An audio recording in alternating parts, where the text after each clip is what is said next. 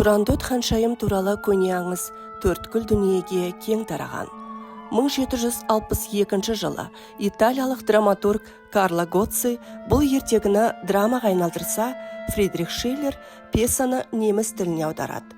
Ал Гете оны 1802 жылы Веймарда сахналайды. Қайсар мінезді Турандот ханшайым көрнекті италиялық композитор Джакомо Пуччинидің 1924 жылы жарыққа шыққан операсы арқылы кеңінен танылады.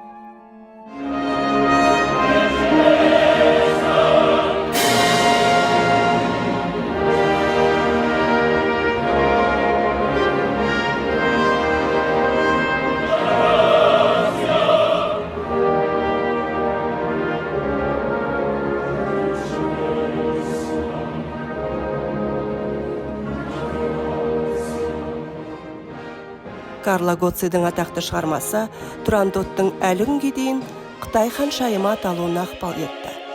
Драматург өзінің әйгілі кейіпкерін араб және парсы ертегілерінен тұратын 1001 түн жинағынан алған. Гоцци Франсуа де ла Круа әңгімелерінің желісі негізінде жазылған пьесасында Турандот ханшайымның шығу тарихына қатысты қытайлық нұсқаны жалғастырады.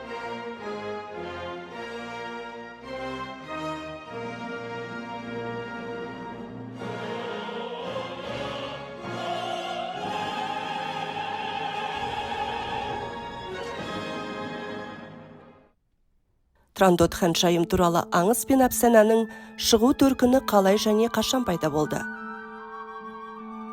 1710 жылы Францияда патша сарайының аудармашысы Франсуа Пети де ла Круаның 1001 түн жинағы жарыққа шығады.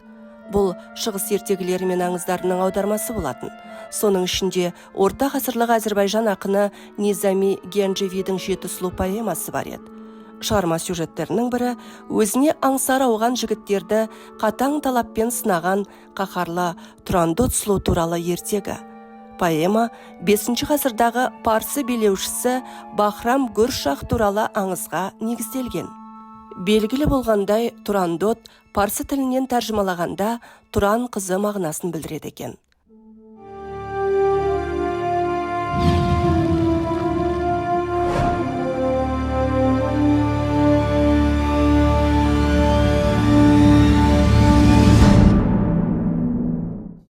Зерттеушілер Пети де ла Круа үшін Турандот бейнесінің прототипі болған ханшайым шынайы өмірде болған ба деген мәселені көтереді.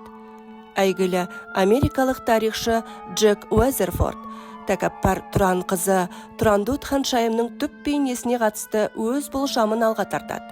Оның пікірінше, ол Шыңғысханның шөбересі, Моңғол қағаны Үгідейдің немересі Хайду ханның қызы.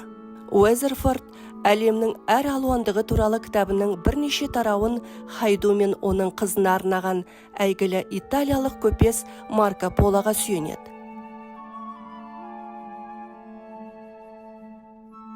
Ғасырлар бойы Турандот ханшайым туралы не бір аңыздар тарайды.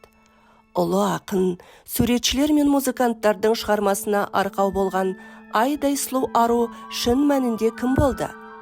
Қалай болғанда да Турандот ханшайым туралы аңыз ежелгі алып Туран мемлекеті туралы тағы бір айшықты айғақ екені даусыз.